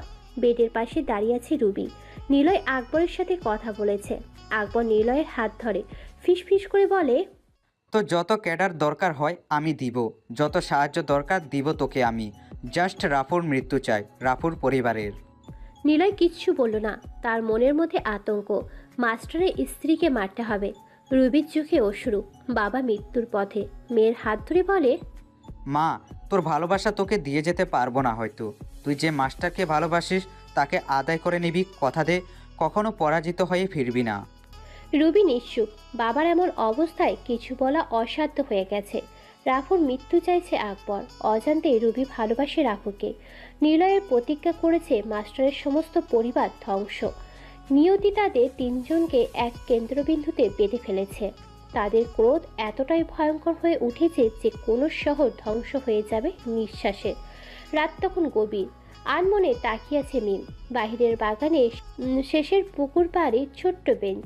সম্পূর্ণ জ্যোৎস্নায় ভরা রাতের বড় চাঁদটা মাথার উপরে উঁকি ঝুঁকি মারছে সাদা মেঘের আড়ালে। হঠাৎ পিছন থেকে কে যেন চিৎকার করে বলতে লাগলো, আইসক্রিম লেলো আইসক্রিম, ফুচকা লেলো ফুচকা, মালা আছে মালা, বকুল ফুলের মালা, হরেক রকমের ফুলের মালা, লো ভাই লো, একের ভিতর সব। মিম পিছন ফিরে তাকায়। একটা গাড়িতে আইসক্রিম, ফুচকা আর বাহারি রঙের ফুলের মালা। মিম তাকিয়ে আছে। হালকা আলো এসে গাড়ির উপর পড়ছে। মিমের চোখ বড় বড় হয়ে গেছে। রাফসান ঠেলছে গাড়িটা আর চিৎকার করে বলছে কথাগুলো। বইয়ের রাগ ভাঙাতে গ্যাংস্টার থেকে হকার হয়ে এসেছে ছেলেটা। রাফু ফুচকার গাড়ি ঠেলছে। স্ত্রী অভিমান করে আছে। তার পছন্দ আইসক্রিম, ফুচকা আর ফুলের মালা। এই তিনটে জিনিসে সে সীমাবদ্ধ। রাফু গাড়িতে মিমের পছন্দের সব কিছু নিয়ে এসেছে। মিম তাকিয়ে আছে তার দিকে। রাফু চিৎকার করে বলছে, আইসক্রিম লেলো আইসক্রিম, ফুচকা লেলো। এই যে ম্যাডাম, আইসক্রিম খাবেন? সুস্বাদু আইসক্রিম। মিম মুখ ঘুরিয়ে নেয় অন্যদিকে। কথা বলবে না তার সাথে। ভরা জ্যোৎস্নার বড় চাঁদ থেকে আজকেই আকাশ জুড়ে আসতে হলো। মিমের অভিমান যেন এই এখন চাঁদটার উপরে। সমস্ত রাগ সে চাঁদের আলোয় বিছিয়ে দিয়েছে। এক মুঠো অভিমান মন জুড়ে অপেক্ষা করছে। কিছু স্পর্শ, কিছু পাগলামি। মিমের গাল ফুলিয়ে রেখেছে। রাফু কাণ্ড দেখে হাসবার উপক্রম হয়েছে তার। মুখ চেপে রেখেছে কষ্ট করে। এই যে ম্যাডাম, আপনার জন্য স্পেশাল ফুচকা আছে, খাবেন? আসেন, নয়তো সব কিছু মিস হয়ে যাবে। এই যে ম্যাডাম শুনুন, আজকে সব কিছু ফ্রি দিচ্ছি, আসুন বসুন, খেয়ে যান। না, কাজ হচ্ছে না। মিম মুখ ঘুরিয়ে রেখেছে। রাফুর চেষ্টা প্রায় নষ্ট হয়ে যাচ্ছে। এক হাতে আইসক্রিম, অন্য হাতে ফুচকার বাটি নিয়ে আসছে মিমের পাশে। মিম চেয়েও দেখছে না কে আসছে পাশে। রাফুর চোখ ছলছল করছে। কথা বলবো না। এই মিম শোনো, একটু কথা বলো। আমার সোনা বউটা, একটু শুধু একটু কথা বলো। আমার নিঃশ্বাস বন্ধ হয়ে আসছে মিম, মনে হচ্ছে কেউ ভিতর থেকে চেপে ধরেছে। এই যে শোনো না। আপনি কে? আমি আপনাকে চিনি না, বিরক্ত করবেন না। মিম, আমার কাছে আসলেন কেন? আপনার কলেজের সুন্দরী মেয়েদের কাছে যান, তারা তো সুন্দর করে আদর করতে পারে। তাদের কাছে যান, আমার এখানে কি? আমার কথা শুনবে তো? না, আপনার কথা কেন শুনবো? আপনার শত শত শুভাকাঙ্ক্ষী আছে, তাদের শোনান। ভালোবাসি। পুরনো হয়ে গেছি, নতুন কাউকে খুঁজুন। ভালোবাসি। যুবতী মেয়েদের ঠোঁটের স্পর্শ নিন। ভালোবাসি। তোমাকে এখন আমি খুন করব, তোমার ভালোবাসার দরকার নেই। যাও যাও তোমার শুভাকাঙ্ক্ষীদের কাছে, সবাই ভালোবাসি বলে। সবাই ভালোবাসে, তবে আমার মতো কেউ নয়। তোমাকে ভালোবাসতে পারবে না। সবাই ভালোবাসা দিতে পারে, কয়জন আছে ভালোবাসার সঙ্গী হতে পারে। আমি সঙ্গ চাইছি তোমার কাছে। সবাই ভালোবাসার যোগ্য হয় না, কারণ সবাই তোমার মতো না। তুমি ভালোবাসা, জীবন মরণের আশা। যতদিন বাঁচবো তোমার হাতটা শক্ত করে ধরে রাখবো মরণ পর্যন্ত। তারপর কিছু বলতে পারছে না রাফসান। মিমের হাতটা কখন যে শক্ত করে ধরে আছে খেয়াল নেই। ফুলগুলো কি শুকিয়ে যায় ভ্রমরের স্পর্শে? নীরবতা ভেঙে বলে ওঠে মিম। রাফসান তাকিয়েছে তার দিকে। মিমের মুখে গভীর কথা সহজে শুনতে পায় না সে। আজ তাকে নীরবতাই গ্রাস করেছে। রাফসান মুখ খুলে বলল, হ্যাঁ। তাহলে ভ্রমরের সাথে ফুলের বিচ্ছেদ হয় কেন? ফুলের মধু সংগ্রহের পর সে ফুল থেকে আর মধু পাওয়া যায় না, তাই ভ্রমর তাকে ছেড়ে চলে যায়। ঠিক এমনটাই তুমি কি করনি? রাফসান চুপ হয়ে যায়। মিমকে কিভাবে বোঝাবে এটা চোখের ভুল। নীরবতা ভেঙে রাফসান বলে, মেনে নিলাম ভ্রমর মধু গ্রহণ করে মধুকে ছেড়ে চলে যায়, কিন্তু ভ্রমর বসে থাকে না। একটা ফুল থেকে হাজার ফুলের দৃষ্টির কাজে লেগে থাকে। একটা ভ্রমর শুধু একটা ফুল নিয়ে থাকলে এ জগতের সৌন্দর্য কমে যাবে। আর মানুষ কিন্তু তার ভালোবাসার মানুষটার সাথেই সারা জীবন কাটিয়ে দেওয়ার শপথ নেয়। তার মাঝে তাদের বিভিন্ন ভুল ভ্রান্তির মধ্যে পড়তে হয়। দুইজন যদি দুইজনকে বোঝে কিংবা দুইজনের মধ্যে তাদের ভুলগুলো তুলে ধরে, তাহলে কিন্তু বিচ্ছেদের নামটাই সংসার থেকে চলে যায়। মিম মনোযোগ দিয়ে রাফসানের কথা শুনছে। মনোযোগী মিমের গালে হাত রেখে আলতো করে তার কপালে ভালোবাসার স্পর্শে রাঙিয়ে তোলে। তার শরীরটা যেন একদম হালকা হয়ে আসে। নিজেকে হেলিয়ে দেয় রাফসানের বুকে। লেপটে যায় দুজন। ঠান্ডা আইসক্রিমের বরফ গলানো পানি টুপ টুপ করে ঝরছে মিমের গালে। শিউরে ওঠে সে।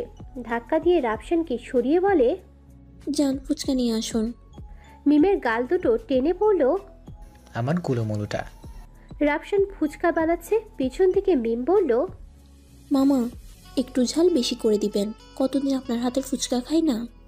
মিটমিট করে হাসে মিম। ফুচকাওয়ালা ফুচকা বানাচ্ছে। রাগে গজগজ করছে তার শরীর। মামা ডাকা শুনে মিমকে এখন কিচ্ছু বলা যাবে না, বললেই ছিটকে উঠবে। তাই চুপচাপ সহ্য করছে সে। ঝাল ঝাল করে ফুচকা নিয়ে আসে মিমের সামনে। তাড়াহুড়ো করে মুখে নেয় সে। তৃপ্তির সহকারে চিবিয়ে যখন গিলে নেয়, তখন বুঝতে পারে ঝাঁজ। চোখ মুখ লাল হয়ে গেছে। হাত নাড়ছে মুখের কাছে। মুখ জ্বলে যাচ্ছে তার। রাফসান ইচ্ছে করেই অতিরিক্ত ঝাল মিশিয়ে দিয়েছে তাতে। মিম সহ্য করতে পারছে না। রাফসানের শার্টের কলার ধরে টেনে নিয়ে যায় তার কাছে। সমস্ত ঝাঁজ রাফুর শরীরে মিশিয়ে দেয়। চাঁদ লজ্জা পাচ্ছে, নিজেকে লুকিয়ে নিয়েছে মেঘের আড়ালে। বাহিরে ফুলের সুগন্ধি তাদের মুগ্ধ করেছে। সকাল সকাল তিতির ফোন আসে রাফসানের কাছে। বস, নিলয় রুবির খোঁজ মেলেনি কলেজ ক্যাম্পাস। নিলয়কে আমার চাই। বস, নিলয়ের আন্ডারগ্রাউন্ডে।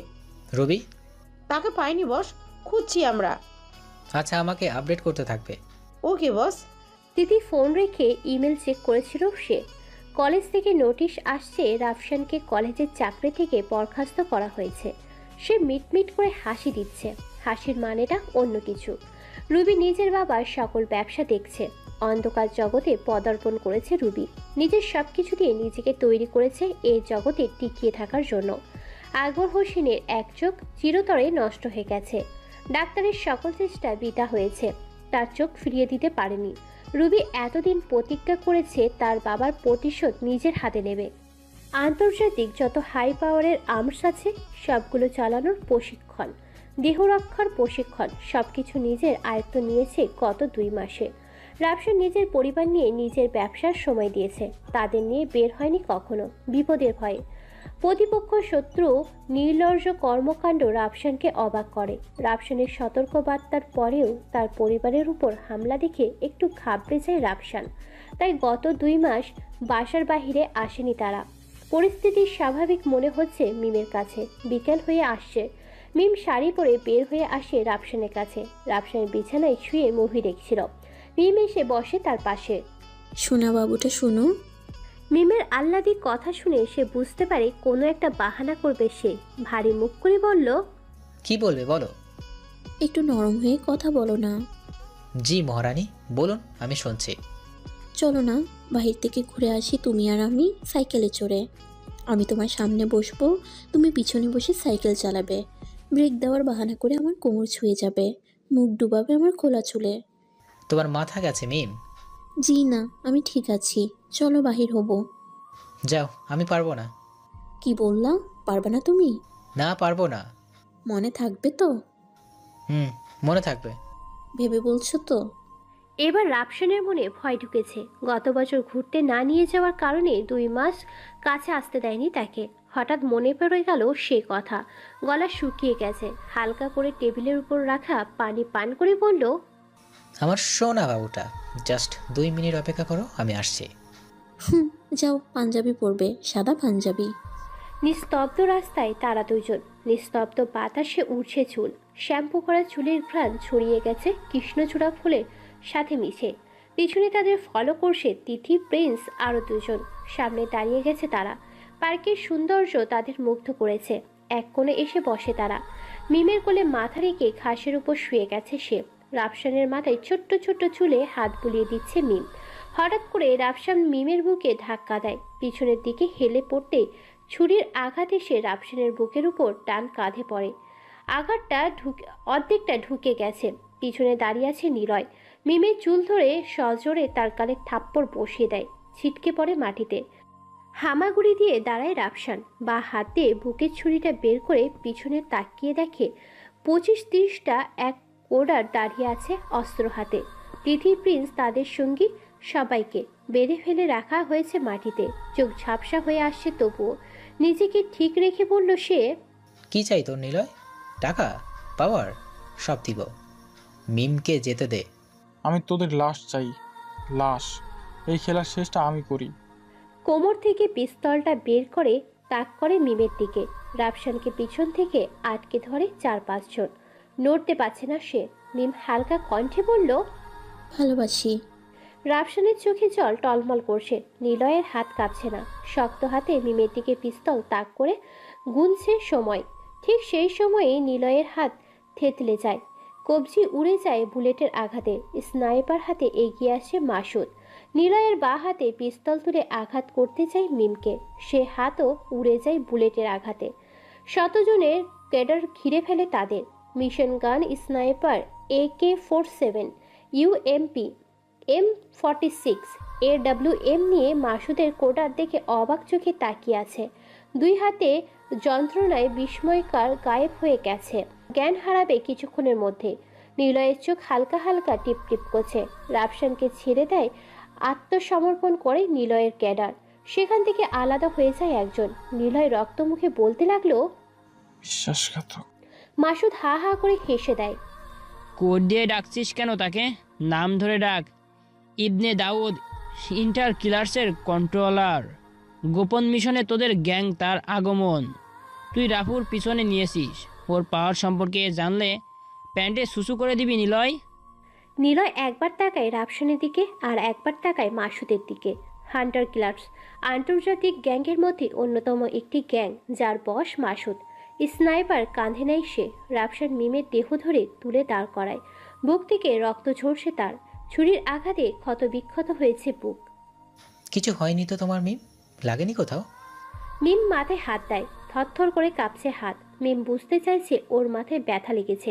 রক্ত গরম হয়ে উঠেছে রাফসানের। মিমকে রাস্তার দিকে মুখ ঘুরিয়ে রেখে বলে রাফসান, তোমার পিছে যা খুশি হোক, পিছন ফিরে তাকাবে না। যা কিছুই হোক, একদম পিছন ফিরবে না। রাফসানের কথা শেষ হতেই তিথি এসে মিমকে আগলে ধরে। রাফু এসে দাঁড়ায় নিলয়ের সামনে। রক্তাক্ত ছুরিটা মাটিতে পড়েছিল, হাতে নিয়ে নেয়। মাসুদের দিকে তাকাতেই মাসুদ আরও একটা ছুরি এগিয়ে দেয় তার দিকে। নিলয়ের চোখ বন্ধ হয়ে আসছে। চোখ বুঝলে তা আর খুলবে না। রাফসান তার চোখ খোলা রাখতে চায়। ঠোঁটের উপর ছুরির আঘাতে ঝুলে যায় ঠোঁট। বিচিত্র রকমের আওয়াজ করে ওঠে। চোখ দুটো বড় বড় করে তাকায় রাফসানের দিকে। চোখে রক্ত জমাট বেঁধেছে। তুই সেদিন বেঁচে ভুল করেছিস। সেদিনের মৃত্যুটা সহজ হতো খুব। আজকে তোর মৃত্যুটা তুই নিজেই চাচ্ছিস। এমন যন্ত্রণা চোখ কেঁপে ওঠে সুস্থ মানুষের। রাফসান কথা বলছে, তার সাথে জখম করছে তার চোখ। ছুরি দিয়ে টুক টুক করে উপড়ে ফেলছে চোখ। নিলয়ের আর সহ্য করার ক্ষমতা নেই। পা দুটো মাটির সাথে ঘষাঘষি করছে। রাফসানের ছুরি দুটো নিলয়ের মাথার উপর থেকে ঢুকিয়ে মস্তিষ্ক সহ বের করে ফেলে। বন্ধ হয়ে যায় নিলয়ের শেষ নিঃশ্বাস। পুরকিত শান্ত হয়ে গেছে। পাখিগুলো কিচিরমিচির শব্দ করা বন্ধ করে দিয়েছে। ভয় পেয়েছে তারা। রাফসানের সমস্ত শরীর রক্তে রঞ্জিত। মিমের পাশে হাঁটছে। মিম থরথর করে কাঁপছে। রক্তাক্ত হাত দিয়ে মিমের হাতটা শক্ত করে মিমকে বলল সে, তোমাকে কথা দিচ্ছি, আজকের পর থেকে আর কেউ তোমাকে আঘাত করবে না। তোমার মেয়ের দিকে কেউ চোখ তুলে তাকানোর সাহস করবে না। আমার কিছু হয়ে গেলে তুমি মীরাকে নিয়ে দূরে কোথাও চলে যেও। স্মৃতিতে রেখো, ভালোবাসি। আল্লাহ হাফেজ। মিমের হাতে ছেড়ে দেয় রাফু। ক্রমশ ভেঙে পড়ছে মিম। তিথির সমস্ত শক্তি দিয়ে জড়িয়ে ধরে আছে তাকে। মিমকে গাড়িতে তুলে রাফুর সামনে চলে আসে তিথি। মাসুদের স্কোয়াডার নিলয়ের সমস্ত ক্যাডারদের হেডশটে মেরে এক জায়গায় জড়ো করে। দাঁড়িয়ে আছে ইভেন দাউদ। মাসুদের সামনে এসে দাঁড়ায় সে। রাফু আছে তাদের সাথে। রাফু চল ক্যাম্পাসে যাই, এখানে বসে কথা বলা ঠিক হবে না। দাউদ কিছু ইনফরমেশন পেয়েছে যা তোকে নাড়িয়ে দেবে। চলো তাহলে। যার আগে তোর শরীরে ক্ষত স্থানে ওই ওষুধ লাগানোর দরকার। পুরো স্কোয়াডার নিয়ে ক্যাম্পে চলে আসে রাফু। গোল টেবিলের বৈঠক বসে তারা। ইভেন দাউদ বলতে শুরু করে, বস, আপনাদের উপর যত হামলা হয়েছে একদিনে সবগুলো আকবর হোসেনের অগ্রসরে হয়েছে। আকবর হোসেনের হাত নেই তাতে। আপনার পরিবার বিপদে দাঁড়িয়েছে একটি মেয়ে। পিছন থেকে তিথি দাঁড়িয়ে বলল, মেয়েটি রুবি, আকবরের মেয়ে। হ্যাঁ ঠিক তাই, রুবেল রাফসানকে পাওয়ার জন্য এসব করেছে, কিন্তু সে জানে না এই রাফসান অন্ধকার জগতের রাফু। রুবি আরও প্রতিজ্ঞা করেছে অন্ধকার জগতের রাফুর হত্যা সে নিজ হাতে করবে। যার জন্য স্পেশাল ট্রেনিং দিয়েছে। সে এই ক্যাম্পাসে হামলা করবে তারা কিছুদিনের মধ্যেই। অবশ্য ব্ল্যাক ড্রাগনের বিনাশ রাশিয়া থেকে গোপনে অস্ত্র আনছে দেশে। কালকে দিনে এসে পৌঁছাবে সেসব অস্ত্র। আর যদি একবার ওই অস্ত্র তাদের হাতে পৌঁছে যায় তাহলে ব্ল্যাক ড্রাগন সহ দেশের অনেক ক্ষতি হয়ে বসে যাবে বস। মাসুদ বসের নির্দেশে আমি সেসব অস্ত্র সমুদ্র বন্দরে নিয়ে এসে নামার কথা, কিন্তু বাংলাদেশের সীমান্তে ঢোকার আগেই সে জাহাজ ধ্বংস করে দেওয়া হবে মিসাইল দিয়ে। দুটো হেলিকপ্টারের নিজাম আর ডেভিডের কাছে কন্ট্রোল রেখেছি, তারা কাজ করে দিবে। এখন আমাদের আজকেই ওদের উপর অ্যাটাক করতে হবে, তারা অপ্রস্তুত। দাউদের কথা শুনে মাসুদের দিকে তাকায়। ইশারা করে মাসুদ। ক্যাডারদের তৈরি হতে বলা হয়। যার যার অস্ত্র গুছিয়ে নিয়েছে তারা। দাউদ তার মেশিন গান নিয়ে স্কোয়াড রেডি করে নেয়। প্রিন্স স্নাইপার স্কোয়াড লিড দেবে। তিথি, রাফু, মাসুদ AK-47, UMP, M46 নিয়ে তাদের স্কোয়াড লিড করবে। উদ্দেশ্য আকবরের ক্যাম্প। যে যার স্কোয়াড নিয়ে রওনা দিয়েছে আকবরের গোপন ক্যাম্পে। ইভেন দাউদ তাদের টার্গেট লোকেশন লকড করে দেয়। সে অনুযায়ী রাফু টিম আকবরের ক্যাম্প ঘেরাও করে ধরে। প্রথম স্তরে প্রিন্স স্কোয়াডার স্নাইপার নিয়ে তাদের পজিশন নিয়ে নিয়েছে। ওয়াকিটকি মুখে কাছে নিয়ে এসে বলল, boss, sniper squad position locked. Machine gun নিয়ে ক্যাম্পের সামনের দিকে আসছে দাউদ। পিছন থেকে আটক করবে তিথি, রাফুদ, মাসুদের ক্যাডার। রাফুর অ্যাটাক প্ল্যান দিয়েছে। দাউদ মেশিন গান নিয়ে সামনে থেকে হামলা করলে সবাই যখন সামনের দিকে ঝুঁকে পড়বে তখন পিছন থেকে শক্তিশালী ক্যাডার হামলা করলে তাদের বাধা ভেঙে যাবে। শুরু হয়ে গেল গোলাগুলি। দাউদ তার স্কোয়াডার নিয়ে হামলা করে আকবরের ক্যাম্পে। প্রিন্স দূর থেকে স্নাইপিং করছে। থেতলে যাচ্ছে আকবরের ক্যাডার। পিছন থেকে হ্যান্ড গ্রেন দিয়ে উড়িয়ে দেয় গেট। চারিদিকে গোলাগুলি। তিথি, রাফু এক পাশে, মাসুদ তার স্কোয়াডার নিয়ে এক পাশ সাফাই করতে করতে আসে। দিশেহারা হয়ে যায় আকবরের ক্যাডার। শেষ ক্যাডারটাকে নিজের হাতে গুলি করে মারে রাফু। ক্যাম্পের ভিতরে বিল্ডিংয়ের মাঝ বরাবর বসে আছে আকবর। চারিদিকে রাফুর ক্যাডাররা ঘেরা। পাশে দাঁড়িয়ে আছে তিথি, মাসুদ, প্রিন্স, জুবাইর। এক চোখ অন্ধ আকবরের, কালো পট্টি বাঁধা চোখে বসে আছে। রাফুকে দেখতেই হো হো করে হেসে উঠল আকবর। চিৎকার করে বলতে লাগলো, নিলয় তাহলে তোর স্ত্রীকে খুন করেই ফেললো। এখন ব্যথা বুঝবি।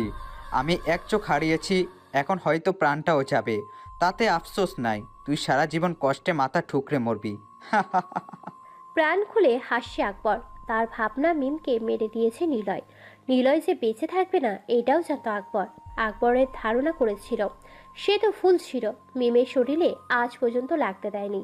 তার এই মিথ্যে সান্ত্বনা বজায় থাকুক। রাফু কিছু না বলে আকবরের মুখের ভিতর পিস্তলের নল ঢুকিয়ে দিয়েছে। ঢাই করে একটা শব্দ, আকবরের নিঃশ্বাস বন্ধ। রাফু ফিরে যাচ্ছিল, হঠাৎ এক শব্দ, প্রিন্স জুবাইর লুটিয়ে পড়েছে ফ্লোরে। আরেকটা বুলেট তিথির কান ঘেঁষে এসে লাগে রাফুর বুকে, লুটিয়ে পড়ে ফ্লোরে। দ্বিতীয় ফ্লোরের উপর দাঁড়িয়ে আছে রুবি, হাতে 9mm শর্ট রেঞ্জের পিস্তল। তিথি মাসুদের বুলেট রুবির বুক ঝাঁঝরা হয়ে যায়। বাবা মেয়ের এক জায়গায় লাশ পড়ে আছে। তিথির চোখে অশ্রু। চলে যাবে সে অনেক দূরে, ভালোবাসার নেই সে এখানে আর। বাসার কলিং বেল বাজছে। তখন মধ্যরাত, বাসার কেউ ঘুমায়নি রাফুর দুশ্চিন্তায়। মীরা তার বাবার আসার অপেক্ষায়। মিম বসে আছে হাজারো চিন্তা মাথায় নিয়ে। ফিরবে কি সে ভালোবাসা নিয়ে? সকল দুশ্চিন্তা ভর করে যখন কলিং বেল বেজে উঠল। সবার মন মস্তিষ্ক স্তব্ধ হয়ে গেছে। রাফুর ফোন বন্ধ, তিথিও ফোন রিসিভ করছে না। দরজা খুলে যেন মিমে 100 বছর পার হয়ে যাবে। কষ্ট হচ্ছে খুব, বুকের ভিতরটা খা খা করছে ক্রমশ। কিছু শূন্যতা এসে ভিড় জমিয়েছে এই বুকে। দরজা খুলে দেখে তিথি দাঁড়িয়ে আছে রক্তাক্ত মাখা দেহে, মাথা নিচু করে ছলছল চোখে দাঁড়িয়ে আছে। চারিদিকে তাকিয়ে কোথাও দেখতে পাচ্ছে না সেই আকাঙ্ক্ষিত লোকটাকে। ভেঙে পড়েছে মিম। তিথির বাহু জোরে ধরে চিৎকার দিয়ে বলল, রাফু কোথায়? তিথির চোখে শুধুই অশ্রু। মাটিতে বসে পড়ে মিম। তিথি সরে দাঁড়ায়, সামনে এসে দাঁড়ায় রাফসান। বুলেট প্রুফ জ্যাকেট তার। রুবির বুলেট এসে জ্যাকেটের সাথে আটকে থাকা। রাফসানকে দেখেই কেঁদে ফেলে মিম। হাঁটু গেড়ে মাথা নিচু করে চিৎকার দিয়ে কান্না করে। মিমকে নিজের সামনে দাঁড় করায় সে। মিম কান্না করছে, নিজের ঠোঁট তার ঠোঁটে মিশিয়ে নিয়েছে। সকল দুঃখ নিজের করে নিয়েছে রাফসান। তিথি চোখ জুড়ে দেখছে তাদের ভালোবাসা। সেই ভালোবাসা তারও হতে পারত যদি ছিনিয়ে নিতে পারত। সকালবেলা তিথি ঘুম থেকে উঠে নিজেকে গুছিয়ে নেয়। রাফসান ফ্রেশ হয়ে বাহিরে বের হয়েছে কেবল। তিথি এসে রাফু হোটে নিজের ঠোঁট মিশিয়ে দেয়। শেষ বিদায়ে মিম পিছনে দাঁড়িয়ে আছে, চোখে মুখে রাগের প্রতিফলন। রাফুর এই কাণ্ড মিমকে বেশ কষ্ট দেয়। মান অভিমান শুরু হয়ে শেষটা অবশ্যই মধুর হয়।